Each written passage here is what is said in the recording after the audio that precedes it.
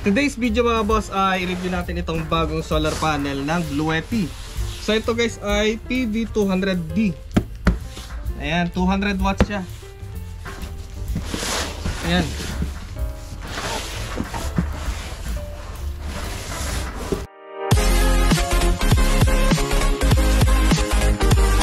So ito yung kanyang technical detail, model PV200D.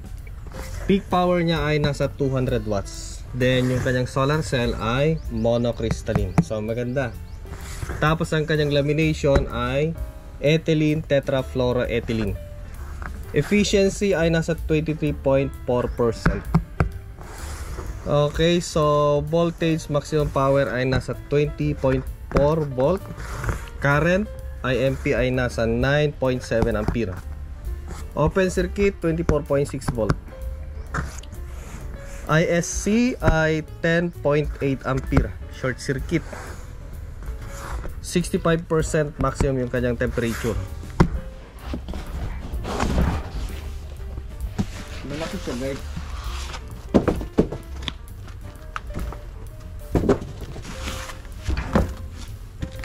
Yun o. So may pagkakaiba sila yung unang review kong ganito. Kasi ito ay ayun o. So yan siya guys. Matigas siya kahit sabihin natin manipis, pero matigas. Buksan natin. May bull siya sa dito. Lagay ng kanyang wire. So ito siya oh. Dito yung kanyang wire. So yun lang guys, wala na. So dito lang natin ilalagay yung kanyang wire kung sakaling itatago natin.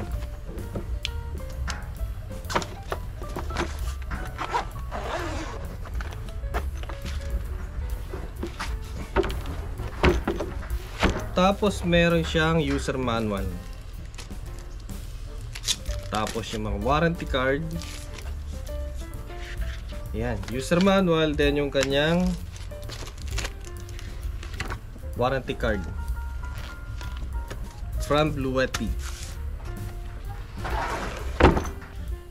So dito meron siyang tatak na Bluetti. Then dito nakalagay yung kanyang wire. So itatago lang natin dito kung sakaling hindi ginagamit. Oh, may mga additional detail dito. Ayun oh.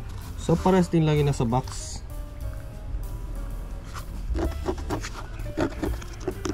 So dito sa bulsa niya ay kasya yung mga gamit natin. Ayan, yung mga documentation niya. Then kapag sinarado natin, para siyang splash proof. Ayun oh. Yung nagre-repel yung tubig. Dito plastic ito guys. ABS plastic. Tapos yung quality ng tela niya guys, ang ganda. Tamang-tama yung kulay niya pag ginagamit natin sa harsh environment, sa buhanginan. Hindi masyado halata yung dumi. Then yung kanyang wire, ang ginamit nila dito ay sa tingin ko number 12. Oy, number 12 nga. AWG number 12. Yung kanyang MC4.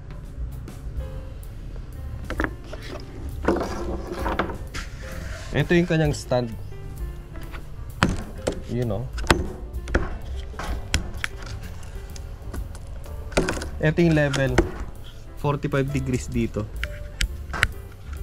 Yan. Yung angle ng kanyang stand. Okay, so check natin yung iba. Grabe ang higpit. Yun.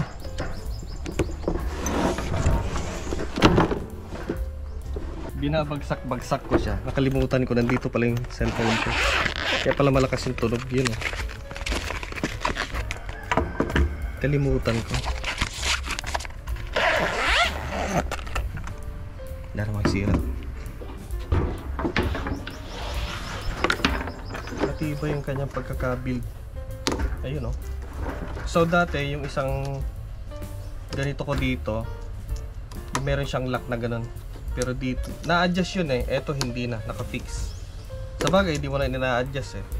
Tapos ang maganda nito, meron siyang lalagyan ng carabiner dito. So pwede mo siyang isabit talian.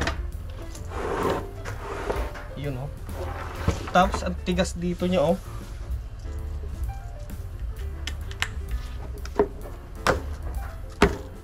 Ang tigas, tunog pa lang niyan, tigas na.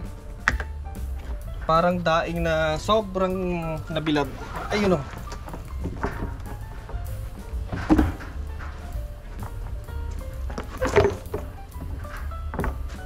So, ito yung ginamit nila. Lamang ito.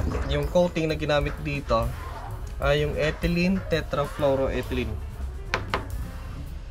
Kunat.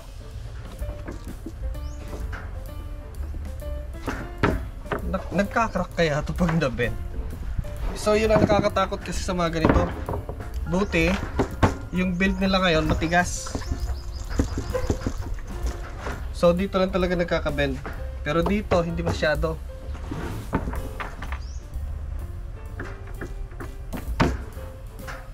One time, i-compare natin sa isang Bluetti dito. Kasi malaki yung pagkakaiba nila. Ayun oh. Mahaba. So, ito guys ay merong butas para kung sakaling gagamitin natin sa ating camping.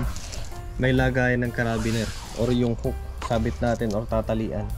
So 2, 4, 6, 8. Yan o.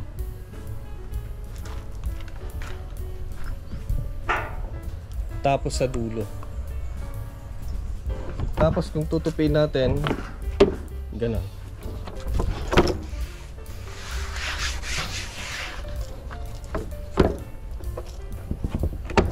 Matigas siya. Ang maganda kasi sa mga Bluetti PV, pag 12 volt setup yung gamit mo or yung setup mo, yung ganitong solar setup, lampas pa sa 200 watts yung pwede mong makuha dito. So malakas siya. So yan guys yung isang solar panel ko na Bluetti. Sulit yung harvest niya.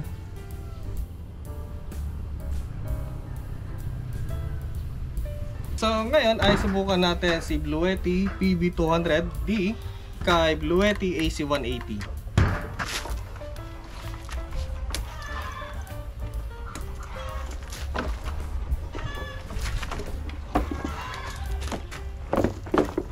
Sakto.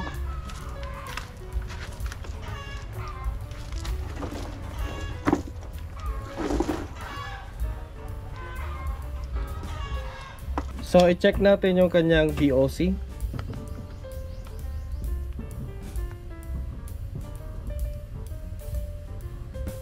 Nasa 23 volt, 22.9 or 23 volt DC.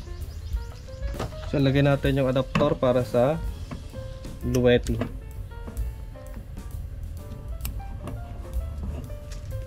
So, i-plug in natin.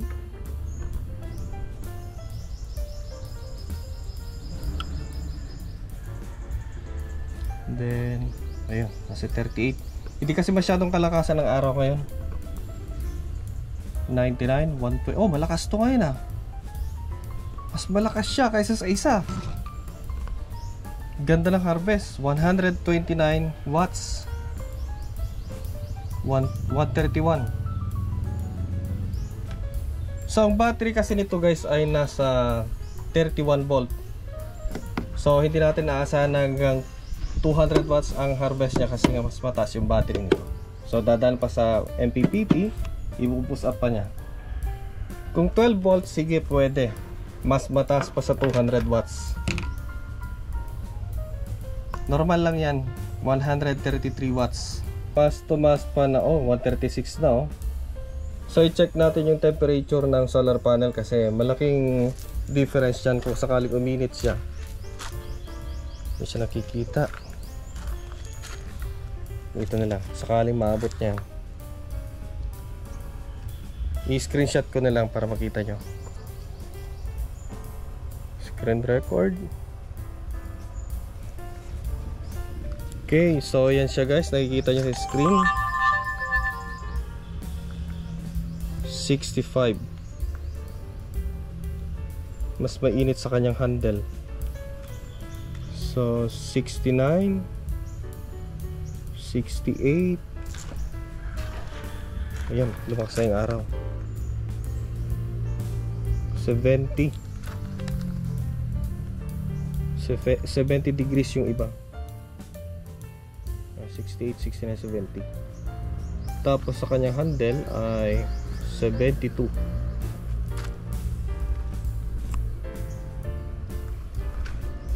Check natin kung ilang watts.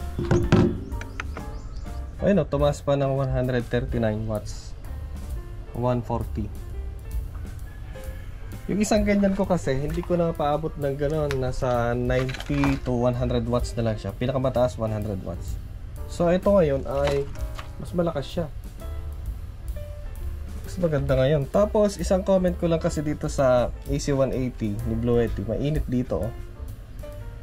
Mas maganda na lang sana yung kanyang charging input ay XT90 or XT60. Or XT90 mas mataas. Mainit siya dito. 138. So naglalaro siya kasi medyo makulimlim. Makulimlim minsan. 141. Tumataas naman.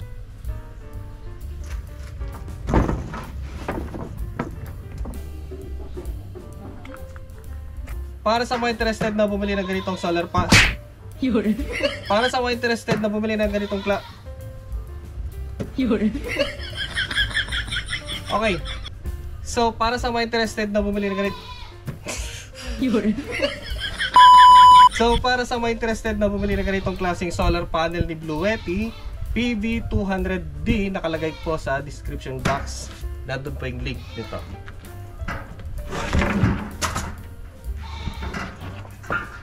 Ang laki pala.